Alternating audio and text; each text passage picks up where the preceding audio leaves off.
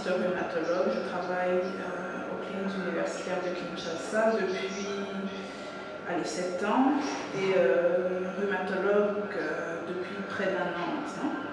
Donc j'ai le plaisir de vous faire une petite présentation, un petit topo sur l'arthrose, les aspects de son éthiopathogénie, sa clinique et la thérapeutique. Mais on parlera un petit peu plus de l'éthiopathogénie. Donc d'ores et déjà, si vous avez des questions, notez-les au fur et à mesure et puis on verra à la fin comment répondre au plus de questions possible.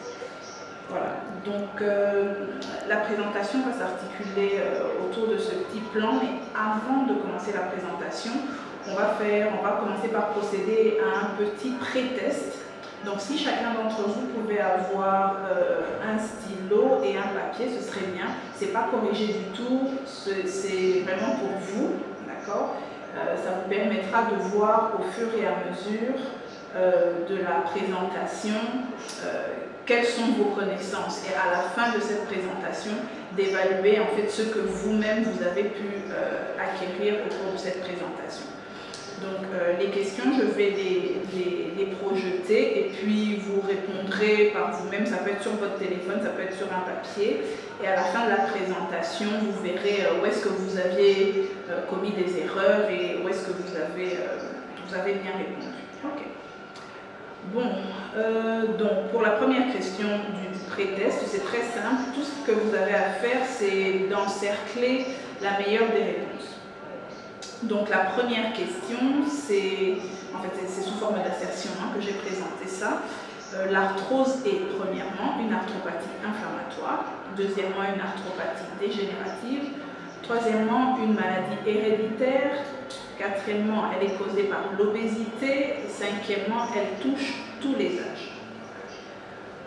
Donc ceux qui sont en mesure de voir mon écran peuvent répondre directement. Ne passez pas trop de temps à réfléchir, c'est vraiment des questions très simples, juste pour pouvoir évaluer nos connaissances sur l'arthrose. Alors on va passer à la deuxième question, si tout le monde est OK. Ok, alors pour la deuxième question, enfin c'est pas une question en soi, mais donc l'assertion A, pour la deuxième dia, au stade initial de l'arthrose, il y a des ostéophytes. B, il y a parfois une inflammation, que ce soit au stade initial ou au stade tardif. C, la raideur matinale est de plus de 30 minutes. D, il n'y a pas de déformation articulaire. Et E, le sport n'est pas recommandé. Donc ceux qui ont l'écran peuvent très rapidement répondre et on passe à la suivante. Alors, c'est la dernière dia du pré-test. Les infiltrations intra-articulaires sont le meilleur traitement dans l'arthrose.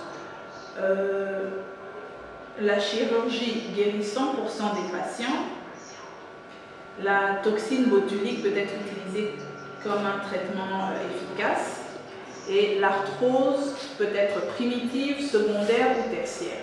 Bon, apparemment, quelqu'un s'est amusé à écrire quelque chose sur mon écran, je ne sais pas qui c'est.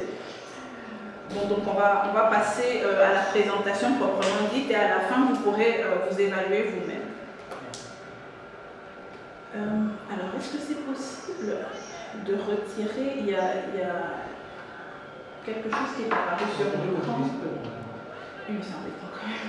Alors, donc, en guise d'introduction, ce qu'on peut dire, c'est que déjà, l'arthrose, c'est une pathologie dégénérative des articulations et elle est caractérisée par la dégradation et la disparition du cartilage. Cette dégradation et cette disparition du cartilage se font de façon progressive avec des lésions assez particulières qui peuvent être observées au microscope. Et la conséquence en fait de cette dégradation du cartilage, c'est qu'il y a un remaniement de l'os sous-chondral, qui a la formation d'ostéophytes qui ne sont qu'une hyperproduction, si on peut le dire comme ça, de l'os. Et on peut même avoir la formation de kystes sous-chondrals et vraiment aller jusqu'à la destruction, la disparition totale du cartilage. Alors c'est une arthropathie qui peut toucher plusieurs articulations et en général on considère qu'elle est généralisée lorsque au moins 3 articulations sont touchées. Ce qu'on sait actuellement, c'est que sa prévalence a tendance à augmenter avec l'âge. Donc plus on avance en âge, plus on a de chances, entre guillemets, de développer de l'arthrose. C'est d'ailleurs la pathologie la plus répandue chez les sujets de plus de 65 ans, selon certaines études. Donc elle vient avant l'hypertension artérielle, elle vient avant plusieurs autres pathologies dégénératives, l'arthrose et la pathologie qui est retrouvée dans près de 37%, chez près de 37% des sujets de plus de 65 ans. Et elle a certains sites qui sont préférentiels, notamment le genou, le rachis lombaire et cervical, la hanche, même si les autres articulations peuvent être aussi touchées. Alors étant donné que dans son évolution, elle est au départ plutôt silencieuse, on a très peu de statistiques descriptives à ce sujet-là. Et il faut savoir que c'est une pathologie qui entraîne quand même un retentissement socio-économique assez important. Pourquoi? Parce qu'elle est pourvoyeuse, on va dire, de beaucoup d'arrêts maladie à cause des crises douloureuses qui surviennent et que la prise en charge, surtout, on le verra sur le plan chirurgical, nécessite quand même des moyens financiers assez considérables. Donc elle a un impact économique important. Alors sur le plan de l'éthiopathogénie, ce qui peut être dit, c'est que c'est vrai que ce n'est pas noté sur la dia, mais l'arthrose peut être classifiée en arthrose primitive et arthrose secondaire. Et elle est classée en primitive et secondaire selon les facteurs de risque en fait. Et l'arthrose primitive, comme le mot l'indique, c'est une arthrose dans laquelle aucun facteur de risque ni aucune cause évidente n'a été mise en évidence, pour la tautologie. Et dans la secondaire, par contre, c'est celle dont des étiologies bien déterminées ou des pathologies bien déterminées ont pu être mises en évidence et ont été relevées comme étant cause ou facteur de risque de l'arthrose. Dans ces pathologies-là, je vais juste rapidement les citer parce que sur la dia, c'est pas noté. On a l'hémochromatose, notamment la CPPD et d'autres pathologies métaboliques, comme la maladie de Wilson notamment. Alors, dans les facteurs de risque, ils sont subdivisés en facteurs de risque généraux et en facteurs de risque locaux.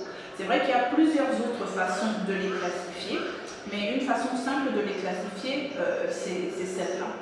Dans les facteurs de risque généraux, on a l'âge, premièrement, qui est un facteur malheureusement qui n'est pas modifiable. Comme on l'a dit tout à l'heure, l'âge avancé augmente le risque de développer de l'arthrose. Et il a été démontré d'ailleurs que sur le plan du fonctionnement du cartilage, de la biomécanique du cartilage et de la biochimie du cartilage, il y a une certaine sénescence qui arrive avec l'âge. On le verra tout à l'heure que le chondrocyte, c'est une cellule qui ne se multiplie pas beaucoup, donc avec le temps qui passe, on a moins de chondrocytes qui fonctionnent correctement et qui peuvent se multiplier pour assurer une régénérescence du cartilage. Alors le sexe féminin, comme si les femmes n'avaient pas déjà suffisamment de problèmes sur cette terre, le sexe féminin, c'est un facteur de risque de développer de l'arthrose. Il a été démontré que sur certaines populations, notamment, c'était je pense une étude qui a été menée sur, si je me rappelle bien, la cohorte de Framingham, que près de 42% des sujets ayant participé à cette étude et ayant développé de l'arthrose étaient de sexe féminin. Alors ce qui a été observé, c'est que déjà au niveau du cartilage, ou au niveau des chondrocytes, ces chondrocytes ont des récepteurs qui sont sensibles aux hormones féminines, donc aux œstrogènes. Et donc, un peu comme ce qui se passe dans l'ostéoporose, lorsque, avec la ménopause, il y a moins d'œstrogènes, et ben les chondrocytes sont moins stimulés et donc ils fonctionnent moins bien. On verra tout à l'heure le fonctionnement des chondrocytes. Le statut hormonal, j'en ai parlé un petit peu en parlant du sexe, parce que c'est surtout le statut hormonal post-ménopausique. Alors le surpoids, c'est quelque chose qui est très intéressant parce que le surpoids est un facteur de risque important de l'arthrose, c'est vrai, de l'arthrose au niveau des membres inférieurs, mais aussi de l'arthrose au niveau des membres supérieurs, donc au niveau des poignets, des petites articulations. Ça pourrait être surprenant parce qu'on se dit que la cause principale du fait que le surpoids soit un facteur de risque, ce serait parce qu'il y a une surcharge au niveau des articulations. Mais en ce qui concerne le surpoids, il y a plusieurs facteurs ou plusieurs explications au fait que le surpoids soit un facteur de risque. C'est premièrement, on l'a dit déjà,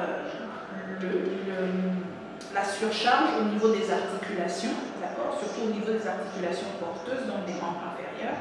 Mais on sait aussi maintenant que l'adiposité, donc l'adiposité systémique, mais aussi l'adiposité locale au niveau des articulations, était un facteur de risque important de développer de l'arthrose. Pourquoi? Tout simplement parce qu'on sait qu'actuellement, le tissu adipeux se comporte comme une glande endocrine, donc il sécrète certaines substances, dont notamment les adiponectines, la leptine et certains facteurs, certaines cytokines pro-inflammatoires. Et donc déjà sur le plan systémique, ça peut expliquer le fait qu'il y ait une importante, beaucoup de cytokines pro-inflammatoires circulantes peuvent effectivement aller jusqu'au niveau des articulations et favoriser une réaction inflammatoire à ce niveau-là qui peut conduire à la destruction du cartilage. On verra tout à l'heure comment ça fonctionne.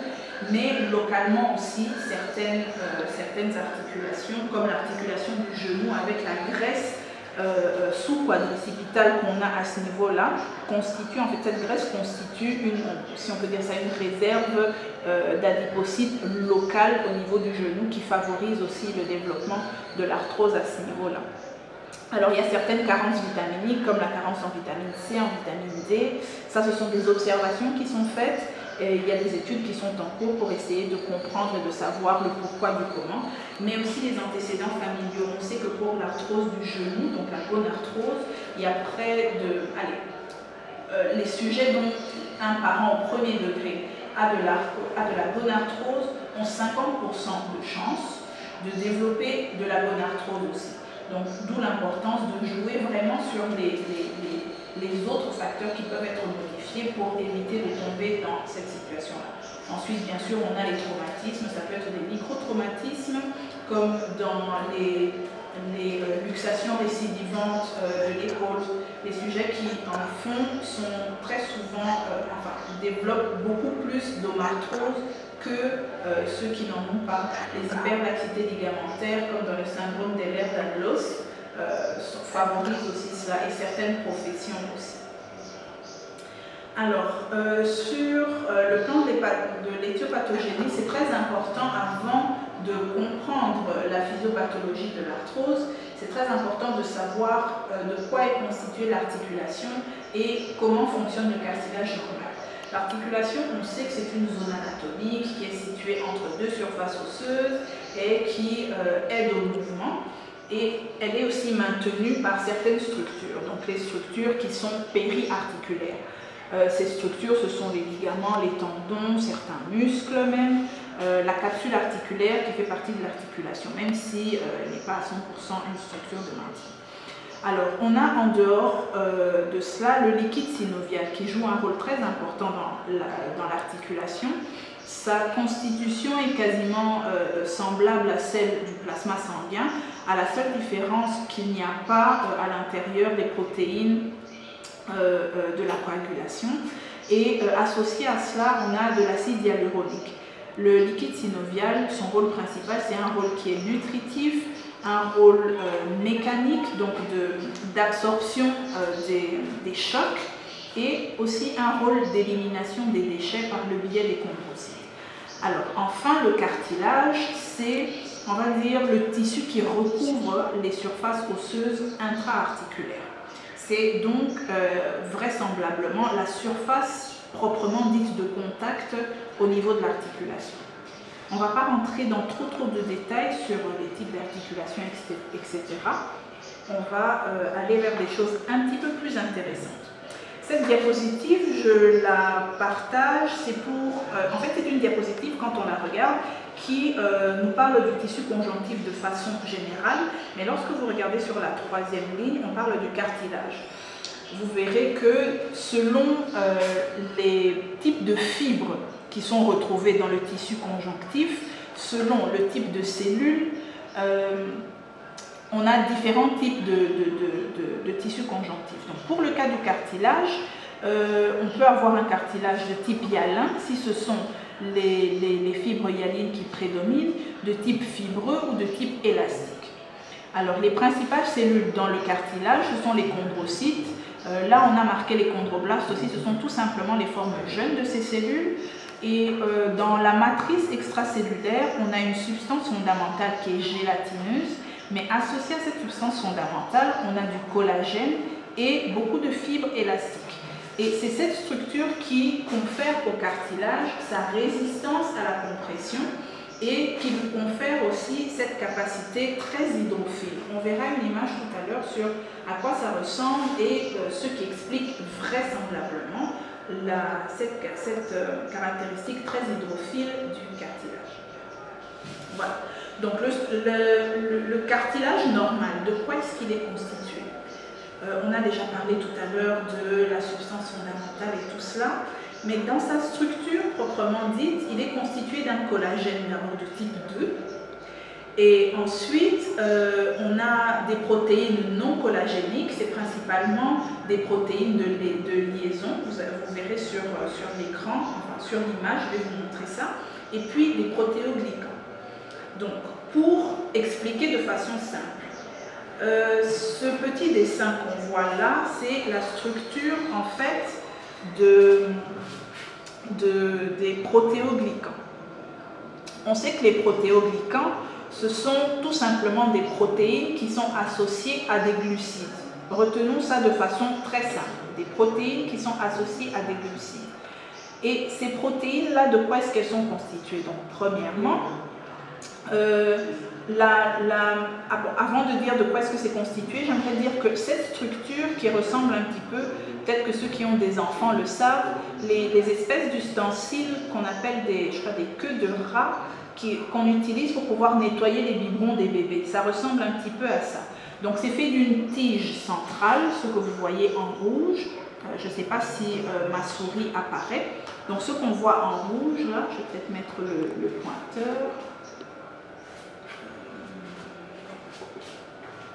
Voilà, donc ce qu'on voit en rouge, là, c'est une tige, d'accord? Mais en fait, c'est de l'acide hyaluronique. Et autour de cet acide hyaluronique, il y a plusieurs branches, là, de part et d'autre. Il y a plusieurs branches qui sont attachées à cette molécule d'acide hyaluronique par les fameuses protéines non collagéniques dont on a parlé. Ce sont des protéines de liaison qui permettent d'attacher les protéoglycans à l'acide hyaluronique qui est là. Donc, les espèces de branches qui sont attachées à l'acide hyaluronique, ce sont des protéoglycans. Les protéoglycans, on l'a dit, ce sont des protéines plus des glucides. Donc, probablement que vous avez déjà entendu parler de kératine sulfate, de chondroïtine sulfate, et bien, ce sont des protéoglycans. Et ensuite, donc cette structure lui confère vraiment les caractéristiques d'une éponge. C'est vraiment comme une éponge qui absorbe le plus d'eau possible.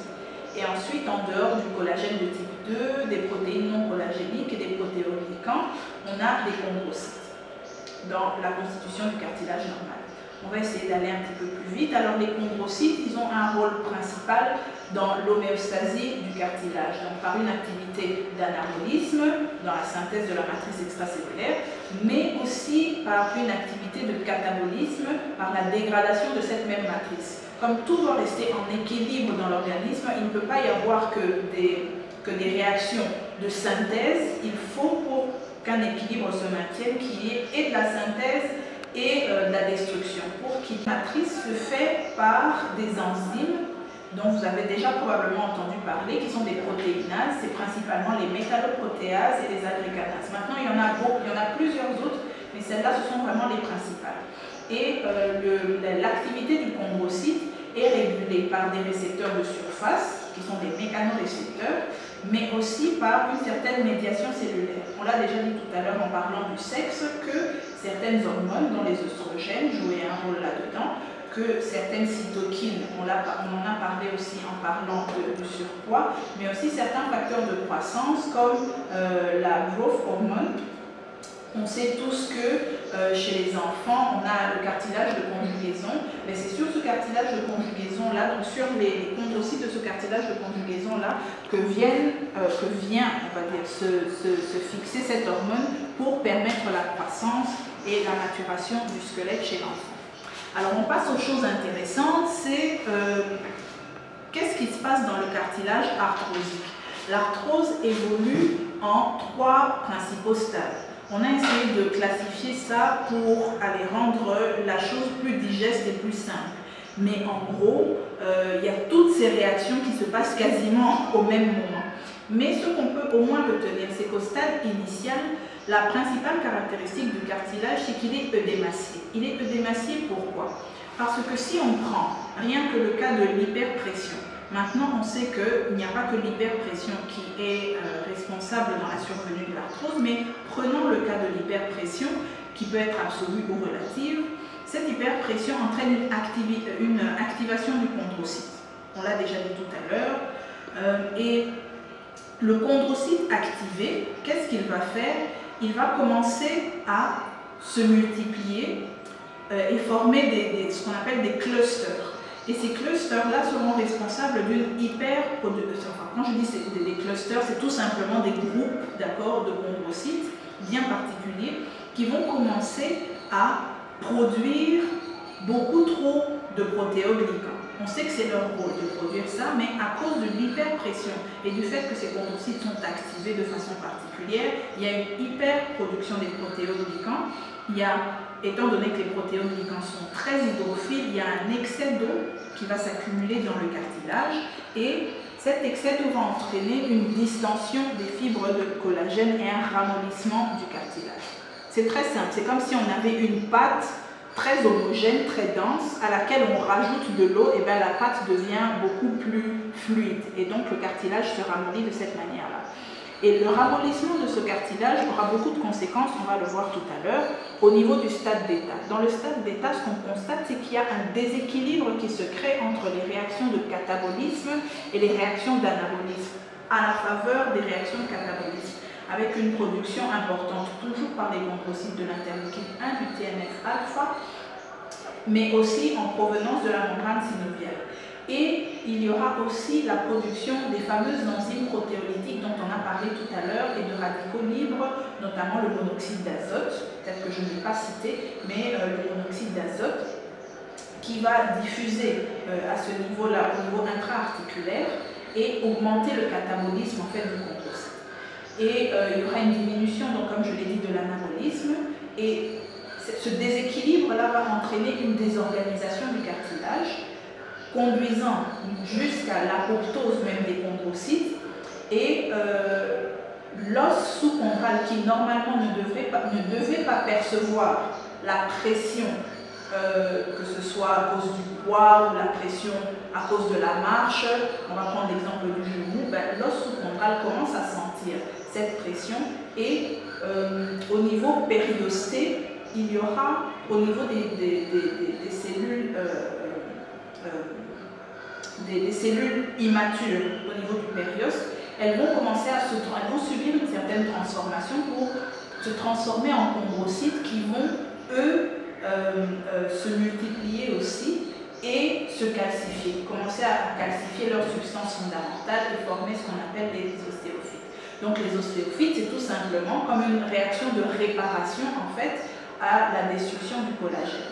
Donc on a déjà dit, il y aura des modifications importantes du collagène, mais associé à cela, il y a une diminution de la production des protéoglycans. Donc alors qu'au départ, au stade initial, il y en avait beaucoup trop, maintenant il commence à se détruire progressivement et les glycosaminoglycans aussi commencent à se détruire progressivement. Et donc ça entraîne vraiment beaucoup de réactions dont on ne pourra peut-être pas parler de tout, peut-être que ça viendra dans les questions que vous aurez à poser, on verra bien. Et enfin, au stade final, il y a une destruction en profondeur du cartilage, la mise à nu de l'os sous-chondral, parce que le cartilage aura totalement disparu. Et cette destruction peut se faire de façon variable en différents points de l'articulation. Bon, la clinique, on ne va pas beaucoup insister là-dessus, parce que je pense que c'est quelque chose que tout le monde ici connaît, plus ou moins. On sait que la douleur, c'est le principal symptôme. La douleur qui est de type mécanique, c'est-à-dire que c'est une douleur qui est favorisée par le mouvement, avec l'existence de positions antalgiques. C'est une douleur qui entraîne parfois une raideur matinale, mais une raideur matinale qui dure moins de 30 minutes, ce qui fait la grande différence avec les arthropathies inflammatoires. Alors il peut y avoir une réduction de l'amplitude des mouvements, ça peut être au niveau de la colonne, et pour ça il faut avoir une bonne, bien connaître sa sémiologie pour évaluer l'ampliation ou l'amplitude des mouvements. Alors la réduction peut aussi s'évaluer en termes de périmètre de marche, surtout pour la bonne arthrose. Il peut y avoir formation d'épanchement, surtout dans les phases fluxionnaires de l'arthrose, parce que l'arthrose peut évoluer comme ça, donc avec des phases où l'articulation n'est pas gonflée, où elle ne fait pas forcément mal, et certaines phases où elle gonfle, elle se remplit de liquide qui doit parfois être ponctionné pour pouvoir soulager le patient. Alors il faut savoir aussi que dans les signes dont le patient peut vous parler, même si ce ne sont pas des signes super importants ou qui ont une incidence particulière sur la prise en charge, il y a le crépitus, donc le craquement au niveau des articulations. Alors enfin, on peut avoir une impotence fonctionnelle. Cette impotence fonctionnelle, c'est, si on peut le dire, elle survient suite à la conjonction de tous les autres signes dont on a parlé. Alors, et parfois, on peut avoir aussi des déformations articulaires. Donc, par exemple, au niveau de la colonne, au niveau du rachis, on peut avoir des scolioses, on peut avoir des listhésis. Au niveau des articulations des genoux, on peut avoir des déformations en valgus, en valgum, on peut avoir des mouvements anormaux, et ainsi de suite. Donc ça, ce sont des choses assez simples qui peuvent être lues, qui peuvent être revues de façon personnelle. On va passer enfin au traitement. Alors le traitement, il faut savoir que l'objectif principal du traitement, c'est un objectif qui est symptomatique et une amélioration fonctionnelle. Donc si le patient a mal au genou, notre objectif c'est de diminuer la douleur. S'il a du mal à marcher, c'est d'améliorer cette fonction-là, donc de la marche. Et l'approche qu'on appelle mind-body, c'est-à-dire que c'est une approche qui ne prend pas seulement en compte les aspects physiques, mais aussi les aspects, on va dire, psychologiques, mentaux. C'est une approche qui est recommandée maintenant et qui est vraiment un pilier du traitement. Les genoux par certaines activités physiques dont on pourra peut-être parler tout à l'heure s'il y a des questions à ce sujet. Alors les options pharmacologiques, malheureusement, elles sont d'une efficacité modeste à long terme. Elles peuvent soulager le patient, mais à long terme, elles ont une efficacité qui est quand même modeste. Et puis on a bien sûr la chirurgie. On en parlera peut-être brièvement. Donc les considérations générales du traitement, on ne va pas trop insister, c'est l'éducation du patient qui est très importante et qui est recommandée par toutes les sociétés savantes. Le patient doit connaître sa maladie.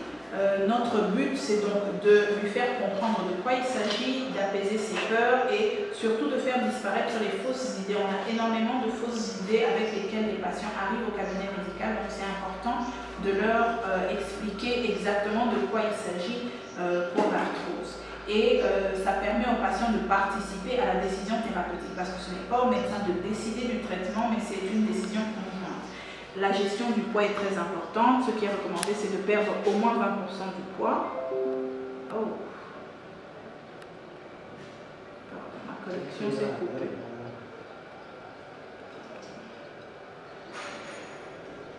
excusez-moi, on en était ici au niveau de la gestion du poids. Ce qui est recommandé pour la gestion du poids, c'est une approche multidisciplinaire. Ça veut dire que c'est une approche où on a à la fois des diététiciens, on a des coachs sportifs, des kinésithérapeutes, on a le rhumatologue qui est là aussi parce qu'il faut choisir une activité physique qui est adaptée pour pouvoir aider à la perte du poids. Et ce qui est recommandé, donc comme je disais, c'est une perte de poids d'au moins 20% pour avoir un meilleur bénéfice. Alors cette perte de poids n'est pas obligatoire chez tous les patients. Ce n'est pas chez un patient de 58 kg pour 1,65 m que vous allez demander de perdre 20% de poids, pas du tout, mais c'est surtout dans les situations de surpoids ou d'obésité. L'activité physique, on le sait, c'est tout mouvement du corps qui implique l'activité des muscles squelettiques et qui nécessite une dépense d'énergie. Ce qui est recommandé dans ce domaine-là, c'est d'avoir au moins 150 minutes par semaine d'activité physique. L'activité physique, ce n'est pas seulement le sport. Donc ça peut être toute autre activité qui nécessite vraiment une dépense d'énergie. Donc 150 minutes par semaine, c'est à peu près 30 minutes 5 fois par semaine. Donc 30 minutes pendant 5 jours sur une semaine.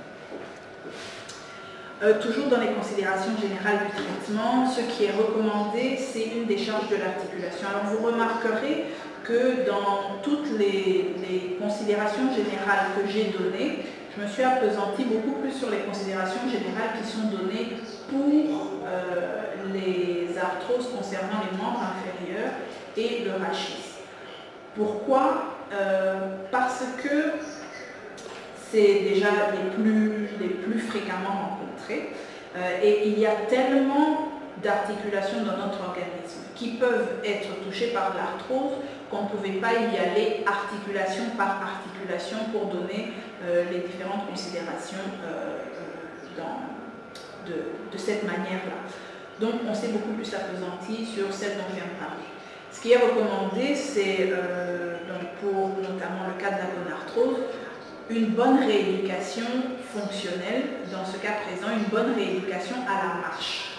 Parce que lorsqu'on a un valgus, qu'on a un varus au niveau des genoux, la démarche ou la marche est déséquilibrée, l'alignement des os et des articulations, des structures osseuses, on va dire, ne se faisant plus correctement, la répartition des charges n'est plus la même et ça peut même aggraver ou provoquer d'autres arthropathies dégénératives au niveau d'autres articulations. C'est ainsi que très souvent on trouve des patients qui ont une gonarthrose et puis qui commencent à se plaindre de douleurs au niveau du dos, puis de douleurs au niveau des hanches.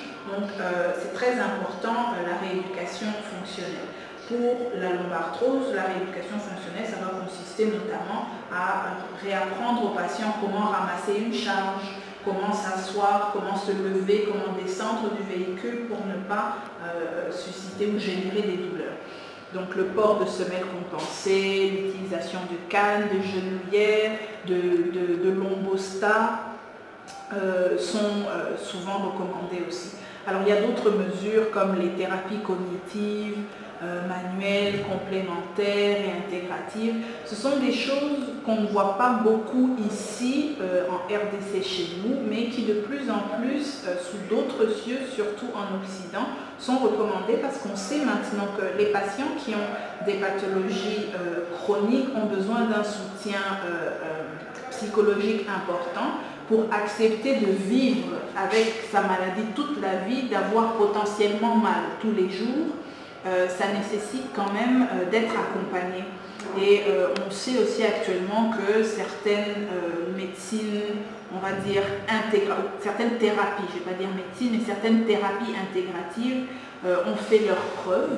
Il y a certaines études à ce sujet. Pour ceux qui sont intéressés, j'enverrai peut-être dans le groupe, qui ont montré certains avantages de l'acupuncture dans le traitement de l'arthrose. Parfois, on parle des ostéopathes, mais bon, c'est encore à prendre avec des pincettes. Alors, sur le plan pharmacologique, avant de débuter le traitement pharmacologique, il est très nécessaire de faire un counseling. Donc d'expliquer aux patients quelles sont toutes les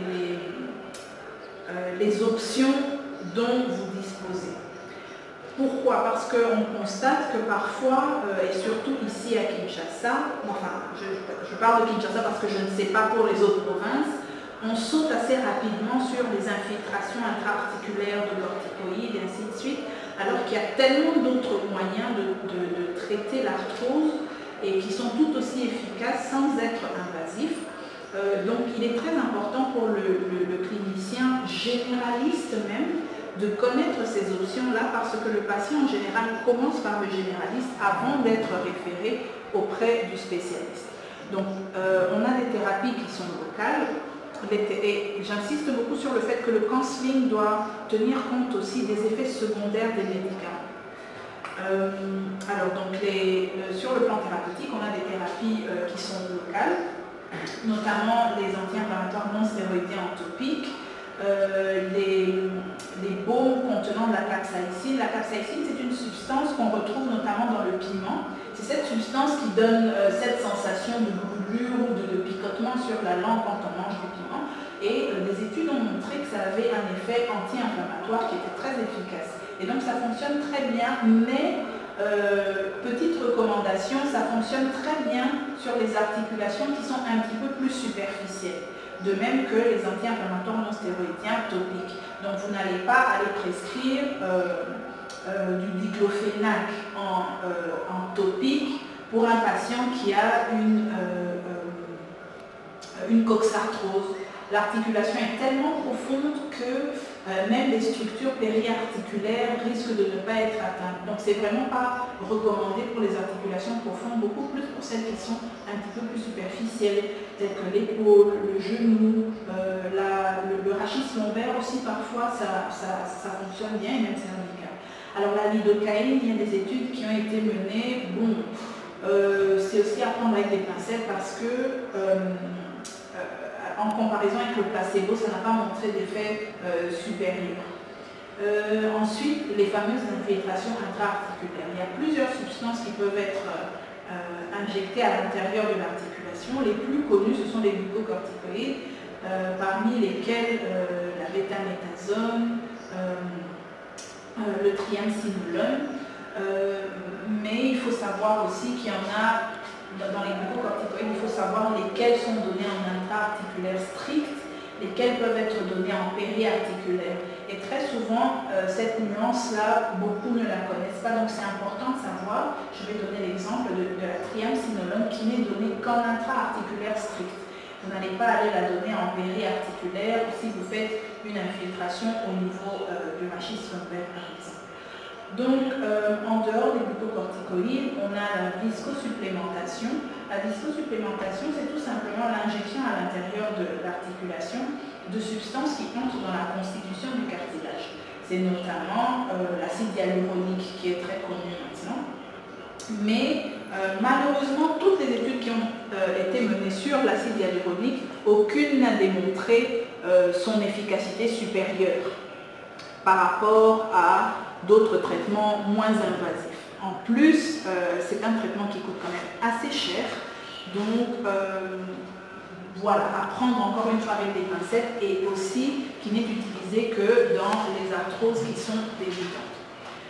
On peut aussi utiliser le plasma riche en plaquettes. Au départ, c'était un traitement qui a été utilisé surtout chez les sportifs pour la réparation musculo-tendineuse, mais maintenant on l'utilise aussi dans l'arthrose et ça semble présenter de bons résultats. Mais encore une fois, dans les arthroses débutantes. Les cellules, alors bizarrement, les cellules souches aussi ont été utilisées et la toxine botulique. Donc on a l'impression que c'est vraiment, on s'amuse un petit peu à tenter plusieurs substances. Bon, pourvu que ça marche, mais il y a encore beaucoup d'études en cours à ce sujet-là. Ensuite, on a les thérapeutiques ou les thérapies qui sont systémiques, comme le paracétamol, bon, pas très efficaces dans les arthroses, surtout avancées. Les anti-inflammatoires non stéroïdiens, qui peuvent être sélectifs ou non sélectifs. Les opioïdes, bien sûr, tous les antalgiques, on retient qui sont utilisés selon les différents paliers, d'accord, des antalgiques comme on les connaît. Alors, il y a aussi en ce moment beaucoup de bruit, il y a beaucoup de firmes pharmaceutiques qui font beaucoup de bruit, c'est dit de façon péjorative, mais qui parlent beaucoup de l'importance des compléments alimentaires. On vous donne de la glucosamine en capsule ou en gomme, de la chondroïtine sulfate, mais rien ne prouve que cette glucosamine ou que cette chondroïtine sulfate qui est ingérée, qui passe par l'acidité gastrique, qui passe par tout le tube digestif, qui est absorbé au niveau de l'intestin, va arriver indemne ou intacte jusqu'au niveau de l'articulation. Donc encore une fois, ce n'est pas à présenter comme des traitements miracles. Ensuite, on sait que les huiles provenant de certains poissons gras et les oméga 3 pouvaient aider à améliorer sur le plan du traitement de la douleur. Bon, ça c'est juste une petite étude qui est... allez, je ne vais pas m'apesantir dessus, mais on va juste dire que c'est une étude qui associait l'utilisation de sérum autologue conditionné à la kinésithérapie dans le traitement de la gonarthrose. Tout ce qu'on peut retenir, c'est que ça semble avoir, donc cette association-là semble avoir présenté des très très bons résultats sur le plan fonctionnel et sur le plan de la douleur sur le long terme. Comme vous pouvez le voir sur le premier graphique, en ordonnée, on a la douleur évaluée telle qu'on l'évalue avec l'échelle visuelle analogique sur une échelle de 0 à 10. On voit qu'au départ, la majorité des patients avaient une douleur qui était cotée à 8 et qu'avec les traitements répétitifs de sérum autologue conditionné qui étaient injectés, si je me rappelle bien selon l'étude, c'était toutes les 2 semaines, qui étaient injectés en intra-articulaire, on a pu avoir une réduction de près de la moitié de la douleur, et cette réduction de la douleur a duré sur 2 ans, donc sur 24 mois, donc ce qui semble être quand même assez efficace. Et puis aussi sur le plan de l'évaluation fonctionnelle et de la douleur, donc le score de WOMAC, on voit que de façon globale, en rouge, c'est à 24 mois, on avait un score de WOMAC qui était réduit de moitié aussi. La douleur, c'est la même chose. Par contre, pour ce qui est de la raideur, ça restait presque pareil. Mais même au niveau de la fonction, donc ça veut dire que pour les patients qui avaient du mal à marcher, qui avaient des difficultés à marcher, eh ben, il y avait une amélioration de moitié. Le traitement chirurgical, très rapidement, c'est essentiellement les procédures arthroscopiques avec des ménisquectomies qui peuvent être partielles, parfois totales, efficacité mitigée. Alors l'arthroplastie, très efficace, mais attention parce que 20 à 30% des patients qui passent par une arthroplastie totale du genou gardent des douleurs. Donc ce n'est pas, encore une fois, un traitement miracle. Même si parfois les chirurgiens aiment nous présenter ça comme étant la solution ultime. Il y a des thérapies expérimentales, je ne vais pas rentrer là-dedans. C'est des thérapies qui jouent essentiellement sur les voies de la douleur et l'utilisation d'anticorps monoclonaux qui vont aller agir sur des protéines qui interviennent dans la voie de transmission de la douleur. Mais c'est encore en cours d'étude. Alors en conclusion, ce qu'on peut dire, c'est que l'arthrose, c'est quand même... que l'arthrose est quand même beaucoup plus fréquente actuellement qu'elle ne l'était à une certaine époque, pas parce qu'il y a forcément des personnes plus obèses ou quoi, mais surtout parce que l'espérance de vie de façon mondiale a tendance à augmenter. Et donc des pathologies qu'on retrouvait chez les sujets vraiment âgés, étant donné que l'espérance de vie augmente, ben, on les retrouve de plus en plus. Mais il ne faut pas oublier l'importance du changement de mode de vie. On marche moins, on mange plus, on mange moins bien qu'on ne mangeait au départ, et donc tout ça, ça joue un rôle. Beaucoup de recherches sont en cours, mais on n'a pas beaucoup d'avancées thérapeutiques majeures. Quand on regarde sur les 10 dernières années, on n'a pas beaucoup d'avancées thérapeutiques qui ont fait leurs preuves. Et sur le plan de la gestion de la douleur, enfin sur le plan du traitement, on sait que c'est la gestion de la douleur et le maintien de la fonction qui sont les principaux objectifs du traitement. Donc il ne faut peut-être pas se mettre un fardeau trop important en essayant de guérir totalement le malade. On sait qu'en tant que médecin, si on ne peut pas guérir, au moins on peut soulager. Si on ne peut pas soulager, au moins on peut consoler ou accompagner le patient. Et la collaboration pluridisciplinaire est très très importante. C'est vrai que je n'en ai pas, que je n'ai pas insisté là-dessus, mais l'importance de la physiothérapie n'est plus à démontrer pour le moment. Et ça nous permet quand même, ça nous permettra, si au Congo on arrive à travailler ensemble, d'obtenir des données locales qui nous permettront d'avoir nos propres publications sur le sujet. Voilà, merci beaucoup pour votre attention. S'il y a des questions, je suis prête à y répondre ou au moins à discuter autour de ces questions. Voilà. Merci beaucoup cette présentation très riche et de manière nous avons nous passons à la série de questions-réponses. Nous vous rappelons que nous avons un forum dans lequel nous allons faire des échanges au cas où on a la question. Alors, chers participants, il y a des questions donc poser les questions